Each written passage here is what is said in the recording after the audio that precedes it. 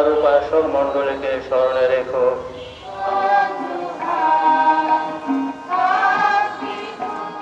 সারি সারি সমাধিতে জ্বলছে মোমবাতি, আলো আর প্রার্থনায় ভরে উঠেছে কবরস্থান। প্রয়াত প্রিয়জনদের স্মরণে খ্রিস্ট ধর্মাবলম্বীদের এই আয়োজন। আমাদের ভাই বোনদের রোববার সন্ধ্যায় এমন দৃশ্য দেখা গেল চট্টগ্রামের পাথরঘাটার পবিত্র জপমালা রানী গির্জার কবরস্থানে। অল সোলস ডে উপলক্ষে মৃত স্বজনদের আত্মার শান্তি কামনায় কবরে মোমবাতি জ্বালিয়েছেন খ্রিস্ট সম্প্রদায়ের মানুষেরা। চট্টগ্রামের ক্যাথলিক খ্রিস্টান অধ্যুষিত এলাকাগুলোতেও একই দৃশ্য। আজকের দিনটাকে বলা হয় মৃত লোকের পর্ব দিবস।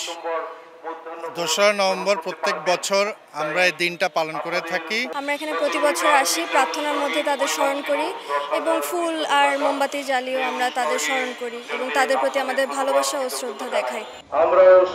কবরের সামনে প্রজ্বলিত মোমবাতি হাতে দাঁড়িয়ে হারিয়ে যাওয়া স্বজনদের জন্য প্রার্থনা করেন সবাই। প্রতি বছরের মতো এবারও রানী জপমালা গির্জায় ছিল সবচেয়ে বড় সমাগম। শোকার্ত সমবেত অনেকেই স্বজনদের জন্য সম্মিলিত প্রার্থনায় শরিক হয়ে আবেগ আপ্লুত হয়ে পড়েন।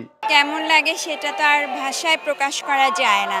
স্বর্গ, নরক, মধ্যস্থান, তো যারা বিশেষভাবে মধ্যস্থানে থাকে ওনারা আমাদের প্রার্থনার ফলে স্বর্গে চলে যায়। আর যারা নরক ডাইরেক্ট ওনার জন্য আর কিছু আসবে না, ব্যাক আসার সম্ভাবনা নেই। প্রার্থনা শেষে খ্রিস্ট ভক্তদের মাঝে বিতরণ করা হয় খ্রিস্ট প্রসাদ। পার্থপ্রতিম বিশ্বাস, সময় সংবাদ, চট্টগ্রাম।